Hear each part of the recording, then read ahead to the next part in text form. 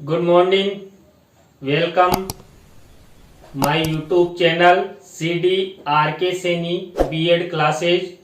Today we will study knowledge and curriculum. ज्ञान एवं पाठ्यक्रम। इस पेपर के अंतर्गत आज हम धर्मनिरपेक्षता के कारक कि धर्मनिरपेक्षता को बढ़ाने वाले ऐसे कौन कौन से कारक हैं जो धर्मनिरपेक्षता को जन्म देते हैं, उनके बारे में हम विस्तार पूर्वक अध्ययन करेंगे। और यदि देखिए आप हमारे YouTube चैनल पर पहली बार आए हैं तो हमारे YouTube चैनल को सब्सक्राइब करें और पास ही बने बेल आइकन के बटन को दबा देवे, जिससे हमारे द्वारा जब भी हमारे YouTube चैनल पर कोई नया वीडियो अपलोड किया जाता है या लाइव क्लास चलाई जाती है तो उनके नोटिफिकेशन आपको मिल सके और आप हमारी वीडियो के माध्यम से बीएड पाठ्यक्रम का अधिगम कर सके, परीक्षा की अच्छी तैयारी आप कर सके। तो आइए देखते हैं धर्मनिरपेक्षता के कारक। धर्मनिरपेक्षता के कई ऐसे कारक हैं जिनके द्वारा धर्मनिरपेक्षता को बढ़ावा मिलता है। राष्ट्र या राज्य में धर्म विशेष को महत्व न देकर सभी धर्मों का आदर किया जाता है, सम्मान किया जाता है। देखिए, जो धर्मनिरपेक्षता को बढ़ाने वाले कारक है उनमें पहला है नगरीकरण तथा औद्योगिकरण। नगरीकरण और औद्योगिकरण के कारण भी धर्मनिरपेक्षता को बढ़ावा मिलता है। क्यों? क्योंकि देखिए, नगरों और शहरों में जो औद्योगिकरण की प्रक्रिया होती है वो अधिक होती है। नगरों में उद्योग अधिक होते हैं और वहां पर सभी धर्मों, सभी जातियों, सभी वर्गों के लोग एक ही उद्योग में समान रूप से कार्य करते हैं, तो वहां पर धर्मवाद नहीं होता है, धर्म विशेष को महत्व नहीं दिया जाता, सभी लोगों को समान रूप से महत्व दिया जाता है। नगरीकरण तथा औद्योगिकरण धर्मनिरपेक्षता की प्रक्रिया में सहायक कारक के रूप में सामने आया है। नगरों तथा औद्योगिक संस्थानों में विभिन्न धर्मावलंबी, विभिन्न धर्मों को मानने वाले एक साथ काम करते हुए देखे जा सकते हैं। उनमें विचारों का आदान प्रदान बराबर चलता है। इसका मुख्य कारण है कि नगरों में रहने वाले लोग अनेक प्रकार के औद्योगिक, वैज्ञानिक और आधुनिक आविष्कारों के संपर्क में रहते हैं। वो रूढ़ियों और अंधविश्वासों को नहीं मानते हैं, वो धर्मों में अधिक विश्वास नहीं करते हैं, वो समानता पर अधिक विश्वास करते हैं, आपसी भाईचारे पर अधिक विश्वास करते हैं। तो नगरों में और औद्योगिकरण की प्रक्रिया धर्मवाद को बढ़ाने में सहायक सिद्ध होती है। देखिए, जो नगरों में जो लोग रहते हैं या उद्योगों में काम करते हैं, वे लोग जो ग्रामीण स्तरीय या जिन क्षेत्रों में अंधविश्वास, रूढ़ियां, मान्यताएं और परंपराएं चलती है, उनसे वो बचे रहते हैं। क्यों? क्योंकि वो आधुनिक जीवन जीते हैं, वैज्ञानिक जीवन जीते हैं, समानता का संभाव उनके मन में रहता है। इसी के कारण धीरे धीरे धर्म विशेष की कट्टरता समाप्त हो जाती है। वो सभी के साथ एक साथ रहते हैं, काम करते हैं, तो उनके मन में अपने धर्म की जो कट्टरता है वो समाप्त हो जाती है और अस्तित्व की भावना उनमें आ जाती है। लोग प्रेम से रहते हैं और अपने आप को कभी ये महसूस नहीं करने देते कि हम हिंदू हैं, हम मुस्लिम हैं, हम सिख हैं, ईसाई। वहां पर सभी लोग बिना किसी धर्म के, वहां पर उनका एक ही धर्म रहता है, हम सब भारतीय हैं, ईश्वर ने हम सबको समान रूप से जन्म दिया है। तो नगरीकरण और औद्योगिकरण धर्म निरपेक्षता को बढ़ावा देता है। इसके बाद है नवीन शिक्षा प्रणाली। देखिए, शिक्षा के द्वारा भी धर्म निरपेक्षता का जन्म होता है, धर्म निरपेक्षता को बढ़ावा मिलता है। आधुनिक नवीन शिक्षा प्रणाली में पिछड़े वर्ग के बच्चों तथा स्त्रियों को भी समान अधिकार दिया गया है। क्यों? समान शिक्षा की प्राप्ति का अधिकार, शिक्षा का अधिकार अधिनियम हमारे भारतीय संविधान में पूरे भारतवासियों को, जो भारत के नागरिक हैं, उनके बालक बालिकाओं को समान रूप से शिक्षा प्राप्ति का अधिकार दिया गया है, जिसके कारण उनकी परंपरागत मनोवृत्ति तथा व्यवहार में परिवर्तन आ रहा है।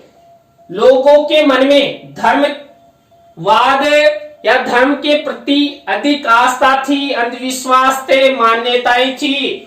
उन सबको त्याग कर जब सभी बालक बालिकाओं को समान रूप से शिक्षा प्राप्ति का अधिकार मिला, तो जो रूढ़ियां मनोवृत्तियां थी या उनका जो शिक्षा के प्रति नकारात्मक दृष्टिकोण था, वो सब परिवर्तन हो गया। लोग शिक्षा की ओर आगे बढ़ने लगे, धर्म का महत्व कम होने लगा। धीरे धीरे उनका विश्वास धर्म निरपेक्षता की ओर बढ़ने लगा है कि धर्म पर अधिक विश्वास करने से कुछ नहीं होगा, हमें अच्छी शिक्षा हमारे बालकों को देनी चाहिए, जिससे हमारे बालकों का और हम सबका अच्छे से विकास हो सके। संक्षेप में कहा जाए तो वर्तमान शिक्षा नवीन शिक्षा प्रणाली के कारण धर्म निरपेक्षता की विचारधारा सुदृढ़ होती जा रही है। लोग आपस में जो शिक्षा संबंधी भेदभाव थे उनको भी खत्म करते आ रहे हैं। धर्म के ऊपर इतना विश्वास न करके शिक्षा पर अधिक विश्वास किया जा रहा है। थर्ड, राजनीतिक दल। देखिए, राजनीतिक दल भी धर्म निरपेक्षता को बढ़ावा देते हैं। आप सबको पता है, प्रत्येक राजनीतिक दल में विभिन्न धर्मों के, विभिन्न जातियों के, विभिन्न वर्गों के लोग राजनीतिक दल को चलाते हैं, आपस में सहयोग करते हैं, समभाव की यानी समानता की भावना उनमें रहती है। सभी को अपने अपने राजनीतिक दलों में समान पद प्रदान किए जाते हैं। हमारे देश के राजनीतिक दल भी धर्म निरपेक्षता को बढ़ावा देने में सहायक सिद्ध हुए हैं।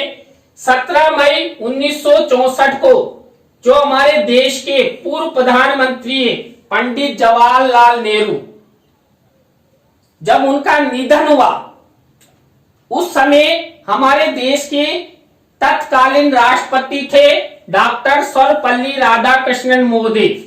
तो उन्होंने जो राजनीतिक दल हैं, उन राजनीतिक दलों के विषय में एक कथन किया था कि पंडित नेहरू का मुख्य उद्देश्य लोगों के मन में से धर्म के अतार्किक तत्वों को निकालना था, जिससे कि धर्म निरपेक्षता की प्रक्रिया आगे बढ़ सके। देखिए, धर्म के प्रति लोगों का विश्वास कम होगा, तभी जाकर धर्म निरपेक्षता को बढ़ावा मिल सकता है। और धर्म निरपेक्षता को बढ़ावा मिलेगा तो देश का विकास होगा, बालक बालिकाओं का समान रूप से विकास होगा, और हमारी सरकारों द्वारा जो भी योजनाएं संचालित की जाती है, उन योजनाओं का लाभ सभी को समान रूप से मिलेगा। तो राजनीतिक दल भी धर्म निरपेक्षता को बढ़ाने में महत्वपूर्ण सहयोग करते हैं। राजनीतिक दल धार्मिक सद्भावना भी लिए हुए चलते हैं, वो किसी एक धर्म विशेष को नहीं मानते हैं, सभी धर्मों को समान रूप से अपने राजनीतिक दल में महत्व देते हैं, संरक्षण देते हैं और प्रत्येक धर्म की भूमिका अपने राजनीतिक दल में बनाए रखते हैं, जिससे समान रूप से अपने दल का विकास हो सके। इसके बाद देखिए पश्चिमीकरण। पश्चिमीकरण भी धर्मनिरपेक्षता को बढ़ावा देती है। देखिए हम वर्तमान समय में भारतीय संस्कृति को भूलने के कगार पर जाते जा रहे हैं।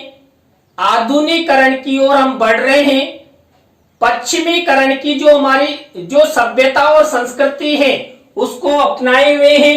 और देखिए आप सबको पता है धर्मनिरपेक्षता का प्रचलन सबसे पहले यूरोप में किया गया था, यानी पश्चिमी देशों में धर्मनिरपेक्षता के कारण ही धीरे धीरे धर्मनिरपेक्षता संपूर्ण विश्व में प्रचार प्रसारित की गई और हमारे देश में भी, हमारे संविधान में भी धर्मनिरपेक्षता अपनाई गई। सभी देशवासियों को, सभी धर्मों को समान महत्व, समान संरक्षण, समान उपासना का अधिकार दिया गया। लेकिन राज्य और राष्ट्र द्वारा जो शासन चलाया जाता है, जिन सरकारों द्वारा, उन सरकारों के द्वारा किसी भी धर्म विशेष को महत्व न देकर सभी धर्मों को समान रूप से मानने, आदर करने और सम्मान करने का हमारे संविधान में उल्लेखित किया गया। पश्चिमी संस्कृति ने भौतिकता एवं व्यक्तिवाद को इतना बढ़ावा दिया है कि धर्म तथा उससे संबंधित व्यवहार में स्वाभाविक रूप से ह्रास होने लगा है। किसमें? धर्म के प्रति जो लोगों का विश्वास था उसमें ह्रास होने लगा। किसके कारण? पश्चिमीकरण के कारण। भारत देश परंपरागत देश के नाम से प्रसिद्ध रहा है। परंपरागत देश का सीधा संबंध किससे होता है? धर्म से सीधा संपर्क होता है। पश्चिमीकरण की प्रक्रिया ने उन परंपराओं का खंडन किया है जो अतार्किक एवं लाभकारी सिद्ध हुई है, यानी कि धर्म के प्रति कम व्यवहार या धर्म को कम मानना और आधुनिकता को अधिक महत्व देना, जिससे अपने बालक बालिकाओं और अपने राष्ट्र का विकास हो सके। ऐसी भावना पश्चिमीकरण की प्रक्रिया के तहत हुई, जिससे लोग पश्चिमीकरण की ओर आगे बढ़ने लगे हैं। अतः कहना उचित है कि पश्चिमीकरण एक प्रमुख कारक है जिसने धर्मनिरपेक्षता के तत्वों को बढ़ावा दिया है। देखिए आज हम इतना आधुनिक हो गए हैं, हम हमारे देश के जो प्राचीन रीति रिवाज, परंपराएं, मान्यताएं, अंधविश्वास, उनको बिल्कुल कम मानने लगे। क्यों? क्योंकि हम आधुनिकता का जीवन जीने लगे हैं। हम भी तार्किक जीवन जीना चाहते हैं। हम भी अपने बालकों का विकास करना चाहते हैं। शिक्षा क्षेत्र में हम आगे बढ़ना चाहते हैं, जिससे हमारे देश की सभ्यता और संस्कृति के साथ साथ हम सबका विकास हो सके। तो देखिए आज हमने धर्मनिरपेक्षता के कारक यानी धर्मनिरपेक्षता को बढ़ाने वाले कारकों का अध्ययन किया। आपको वीडियो कैसा लगा कमेंट्स में हमें जरूर बताएं। नए टॉपिक के साथ हम आपसे फिर मिलेंगे CD RK Saini B.Ed classes पर। तो राम राम सा बाय।